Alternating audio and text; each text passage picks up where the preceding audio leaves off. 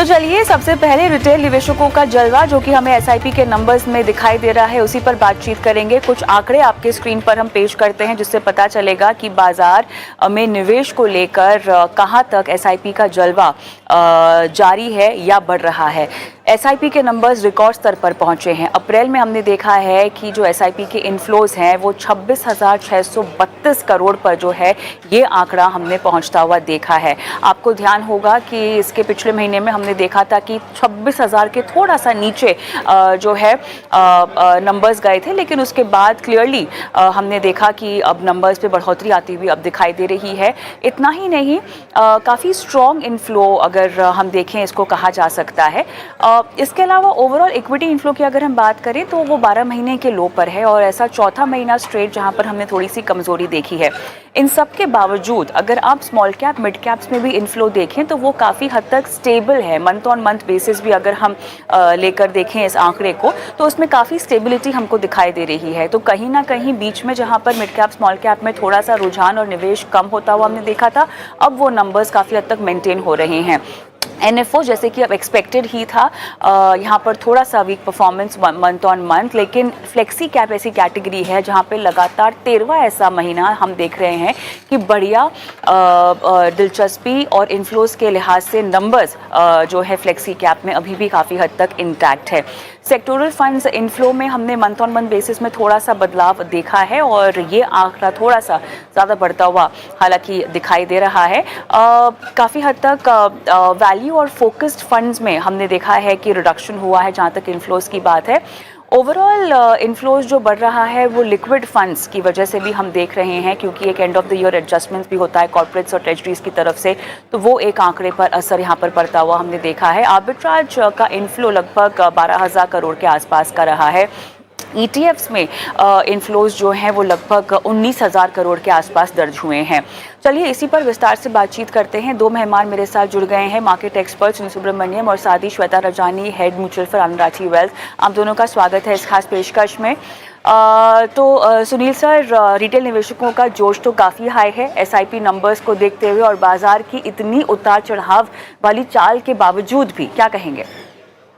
मैं कहूंगा कि फर्स्ट उनकी है भरोसा भारत पर, वो तो साफ दिख रहा है। सेकंड बात है कि जो एडवाइजर्स और म्यूचुअल फंड डिस्ट्रीब्यूटर्स हैं उन्हें उनको सही सलाह दिया है, क्योंकि ना ही आपने देखा कि एसआईपी के नंबर बढ़े हैं मंथ ऑन मंथ, मगर एलोकेशन भी देखे तो in terms of the funds large cap funds में और फ्लेक्सी कैप में बढ़ गए हैं। जैसे आपने कहा मिडिल स्मॉल कैप में स्टेबल है, मगर इंक्रीमेंटल एलोकेशन आपको लार्ज कैप, फ्लेक्सी कैप, ऐसी जहां पे लार्ज कैप ओरिएंटेड, यानी जो वॉलेटिलिटी का सितंबर से हम सह रहे हैं ना, वहां पे एक लार्ज कैप को ऐड करना अच्छी बात है। यह मैं कहूंगा कि म्यूचुअल फंड डिस्ट्रीब्यूटर्स जो है उन्होंने बहुत सही सलाह दिया है और बरकरार रखा है उनकी जो एक जो कॉन्फिडेंस कि mutual fund ultimately long term में वेल्थ क्रिएशन कर सकती है, और इसीलिए हमें बहुत बहुत धन्यवाद देना होगा इन एडवाइजर्स और डिस्ट्रीब्यूटर्स के लिए। और नेचुरली इन्वेस्टर्स भी, इतने बावजूद के बहुत से नेगेटिव न्यूज आ रहे हैं फिर भी उन्होंने अपना लॉन्ग टर्म वेल्थ क्रिएशन गोल के ऊपर ध्यान दिया।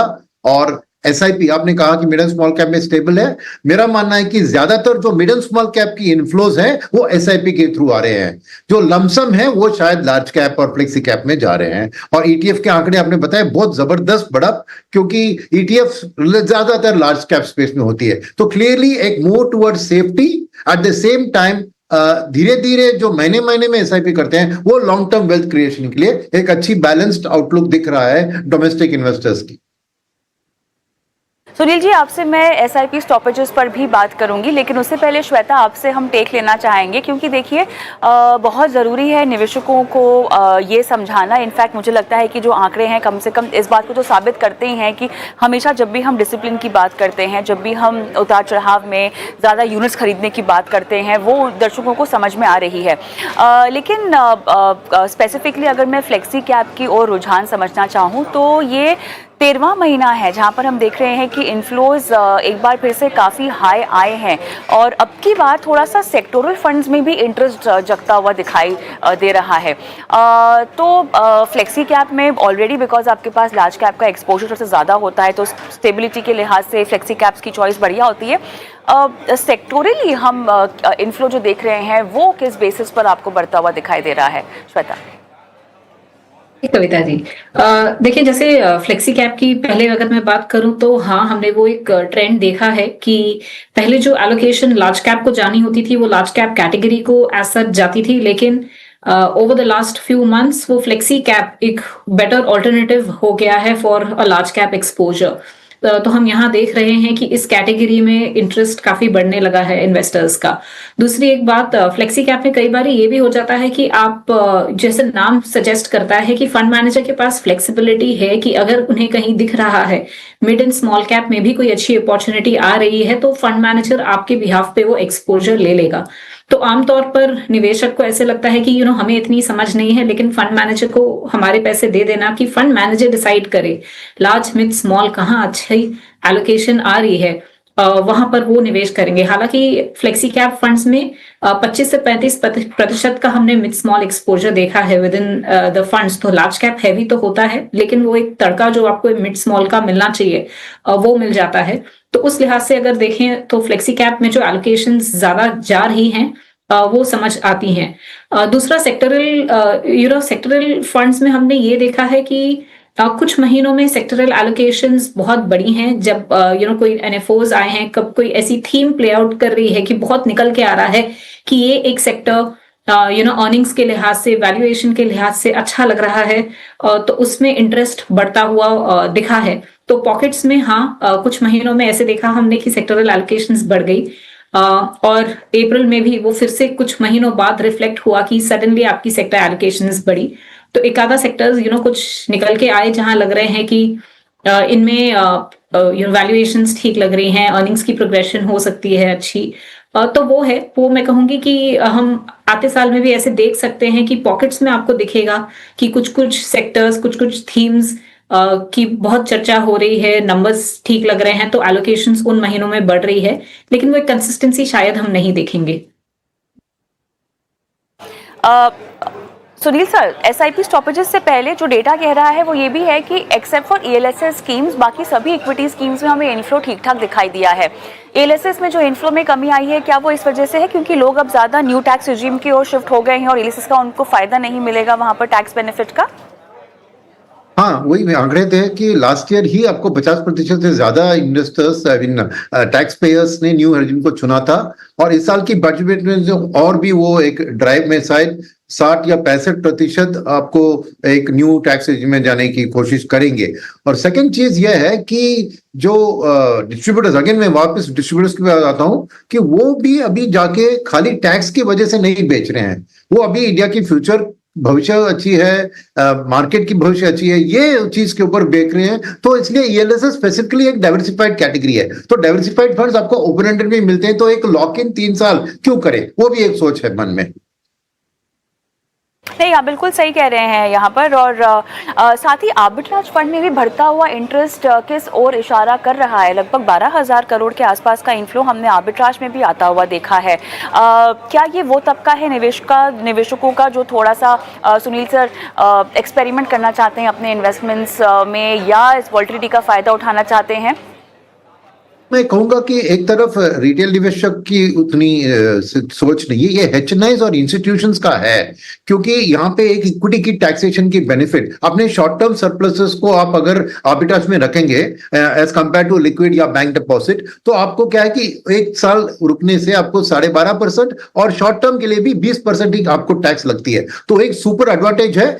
सेकेंड बात यह है कि क्योंकि एक वॉलेटाइल टाइम रहा है इक्विटी मार्केट्स के लिए, तो वॉलेटिलिटी में आर्बिट्राज की रिटर्न्स बढ़ती है। तो ये एक मैं कहूंगा कि एचएनआई, सुपर एचएनआई और इंस्टीट्यूशंस जो समझते हैं ये वॉलेटिलिटी के टाइम में क्या करना है, जो अपने पैसे को रोटेट करते हैं, उनका है काम ये। ज्यादातर रिटेल अभी तक आर्बिट्राज में घुसा नहीं है, मार्केट में अभी काम चालू है कि उनको भी एक्सप्लेन करना कि आर्बिट्राज एक सेविंग्स बैंक अकाउंट से बेहतर होगा, पर वो वक्त लगेगा। ये लार्जली एचएनआई और इंस्टीट्यूशंस का प्ले है, जहां पे instead of savings bank, current account और लिक्विड फंड्स, वो आर्बिट्राज को चुन रहे हैं इस मौके पर जहां पे वॉलिडिटी हाई है, इसलिए रिटर्न्स भी अच्छे बन सकते हैं आर्बिट्राज में।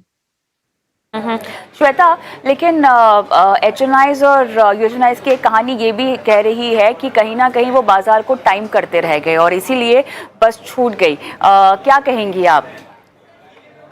जी, ऐसे हमने बहुत बार देखा है कि मार्केट टाइमिंग करने के चक्कर में वो बस ज़रूर छूट जाती है। लेकिन जो हम आंकड़े देख रहे हैं पिछले कुछ महीनों के, उससे ऐसे नहीं लग रहा, क्योंकि जब फॉरेन इंस्टीट्यूशंस ने काफ़ी हद तक पैसे निकाले, तो उन महीनों में अगर हम देखें कि डोमेस्टिक इंस्टीट्यूशंस हो जाएँ या म्यूचुअल फंड्स की जो एलोकेशंस जा रही थी, रिटेल एलोकेशंस जो हो रही थी इक्विटी में, वो काफी अच्छी रही है काफी हद तक। सो इस महीने पिछले कुछ महीनों की जो हमने वॉलेटिलिटी देखी है, हम शायद ये नहीं कहेंगे कि बस काफी हद तक छूट गई, बिकॉज एक मेच्योरिटी इन्वेस्टर ने, डोमेस्टिक इन्वेस्टर ने जरूर दिखाई है, एचएनआई, अल्ट्रा एचएनआईज ने भी दिखाई है जरूर, क्योंकि एम्फी का ही एक डेटा आता है जिसमें आपको रिटेल फ्लोज के ब्रेकअप आते हैं और नॉन रिटेल फ्लोज के ब्रेकअप आते हैं। तो उसमें भी अगर हम देखें तो जो नॉन रिटेल सेगमेंट है, वहां से अच्छी खासी फ्लोज आई है पिछले कुछ महीनों में। Alright, Sunil sir, SIP stoppages को लेकर आप क्या कहेंगे? क्या ये एक नेचुरल कोर्स है और क्या ये आंकड़ा और भी आने वाले महीनों में हम बढ़ता हुआ देखेंगे? क्योंकि सुनील सर, ये जो आंकड़े हैं एसआईपीज के, ये तो हम जानते हैं कि ग्रॉस नंबर्स हैं। नहीं, वो बात यह है कि मैंने इस महीने का नहीं देखा, मगर पिछले महीनों में भी देखा कि अगर आप स्प्लिट करें तो ज्यादातर direct do it yourself investors होते हैं जो एसआईपी खोलते हैं, वहां पे भी स्टॉपेजेस बहुत ज्यादा होती है। जो एडवाइस लेकर एसआईपी करते हैं उनमें ये बात नहीं होती है, नंबर वन। नंबर टू, ये जो डायरेक्ट इन्वेस्टर्स करते हैं ना डू इट योरसेल्फ, वो भी एक शॉर्ट टर्म के लिए क्या करते हैं कि अपने लमसम को एसआईपी में शिफ्ट करते हैं ताकि एक स्टैगर्ड अप्रोच ले। तो क्या करते हैं कि लगाते हैं 1 साल 1.5 साल का, मगर 6 महीने में जो उनको दिखा तो वो निकाल देते हैं। तो ये एक ट्रेडिंग मेंटालिटी से जो do it yourself investors directly आ रहे हैं ना, वो उनकी काम है ये एसआईपी स्टॉपेजेस। मैंने ज्यादातर रेगुलर प्लान जो है म्यूचुअल फंड के अंदर जहां पे डिस्ट्रीब्यूटर्स सलाह देते हैं, वहां पे उतनी स्टॉपेजेस नहीं देखी है। तो शायद इन डायरेक्ट इन्वेस्टर्स को भी अभी म्यूचुअल फंड सलाहकार से कुछ एडवाइस लेना चाहिए कि कैसे अपने एसआईपी को प्लान करें। एसआईपी को ऐसा ना व्यू करें कि लमसम का स्टैगरिंग एसआईपी हो, मगर आपको लॉन्ग टर्म वेल्थ क्रिएशन के लिए एसआईपी में करना है। ये एक साइज एडवाइस उनको देने की जरूरत होगी, ऐसे जो स्टॉपेजेस कर रहे हैं। सुनील सर, आप हमारे साथ हैं और ऐसे में निवेशकों को फिलहाल इस स्थिति में बाजार की चाल को लेकर जो अनिश्चितता है उस पर हम सवाल ना पूछे, ऐसा तो हो नहीं सकता। अब जिस तरह से टेंशन बनी हुई है, वॉर के जैसे हालात हैं, हर किसी को चाहिए कि उनका पैसा उनके आंखों के सामने हो, ठीक है। हर किसी को अपने निवेश को लेकर चिंता है। अब बहुत सारी बातें चल रही है जहाँ पे कहा जा रहा है कि अपने घर में आप कैश को रखिए, जो फिक्स्ड डिपॉजिट्स है अपने पैसे अपने पास घर में आप जितना हो सके रखने की कोशिश करें। बाकी जो एहतियात बरतना है, आपको ग्रोसरीज भर लीजिए, दवाइयाँ रख लीजिए। इस तरह की मानसिकता में डर आना काफ़ी, इस तरह की सिचुएशन में डर आपके अंदर आना बहुत स्वाभाविक है। निवेश को लेकर आप क्या कहेंगे? क्योंकि बहुत लोगों का पैसा बहुत ज़्यादा इक्विटी में लगा हुआ है। अगर आप लॉन्ग टर्म प्लानिंग की भी बात करें तो लोगों ने अधिकतर एक्सपोजर इक्विटी में रखा हुआ है। इस तरह के डर के हालात हैं, कुछ अगर हो गया पैसा तो वापस नहीं मिलेगा।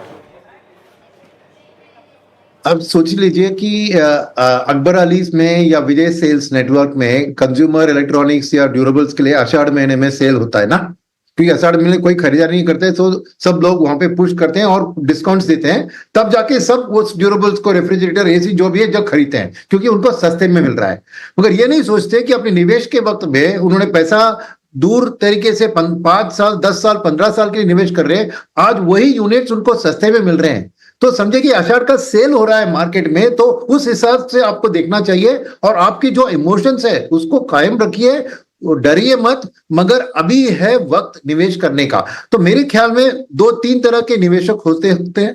एक है जो एग्जिस्टिंग निवेशक है जिनकी आउटलुक लॉन्ग टर्म है, कुछ खास उनको रेगुलरली कर रहे हैं, उनको कुछ करने की जरूरत नहीं, चुप बैठिए, जस्ट शांत देखिए, अपने म्यूचुअल फंड पोर्टफोलियो का एनएवी रोज मच ट्रैक कीजिए।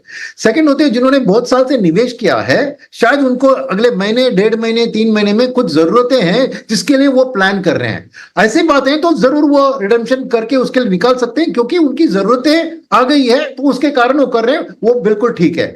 तीसरी बात है, जिन्होंने भी डर के कारण थोड़ा बहुत कैश हाथ में रखा है, मैं कहूंगा कि ऐसे वक्त में उनको थोड़ा थोड़ा अपना कैश, मेरा एक रूल है कि ऐसी जब स्थिति आती है तो मेरे कैश में जो फ्री कैश है उसमें 1% मैं हर दिन मार्केट में लगाता हूं, ताकि 100 दिन तक भी मार्केट में वॉलेटिलिटी चले तभी मेरी पूरी कैश में डिप्लॉय करूंगा, एक सस्ते जो मिलते हैं मुझे स्टॉक्स या यूनिट्स ऑफ म्यूचुअल फंड वो खरीद के, क्योंकि लॉन्गर टर्म में इन्हीं दिनों से जो आप निवेश करते हैं उसी में आपको सबसे ज्यादा मंद फायदा मिलेगा। तो मेरी यही सलाह है कि डरिए मत पहले। सेकंड, ये वॉर की जो स्थिति है उसके कारण ना ही जो इंडिया की फ्यूचर भविष्य में कोई कलंक आने वाला है, ना ही हमारे ग्रोथ रेट में 1-2.1-0.2% के अलावा कुछ नहीं होना है। और इस टैरिफ के माहौल में शायद हम बहुत जल्द से जल्द अमेरिका के साथ एक बायलैटरल ट्रेड एग्रीमेंट भी साइन करने वाले हैं, तो हमारी भविष्य बहुत बढ़िया है।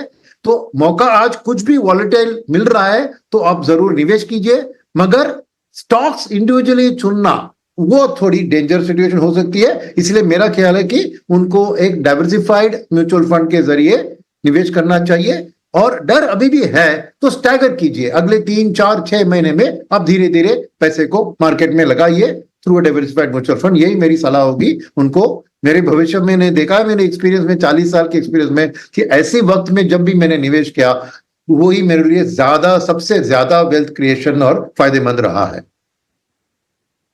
ऑलराइट, चलिए बहुत बहुत धन्यवाद, आपने समय दिया और सभी पहलुओं पर राय रखी अपनी और दर्शकों का मार्गदर्शन भी किया है। संयम रखें और थोड़ा सा सधी हुई अप्रोच अपनाएं अपने इन्वेस्टमेंट में। श्वेता हमारे साथ तो बनी रहेंगी क्योंकि हम ब्रेक लेंगे और ब्रेक के उस पार सवाल जवाब का सिलसिला शुरू करेंगे।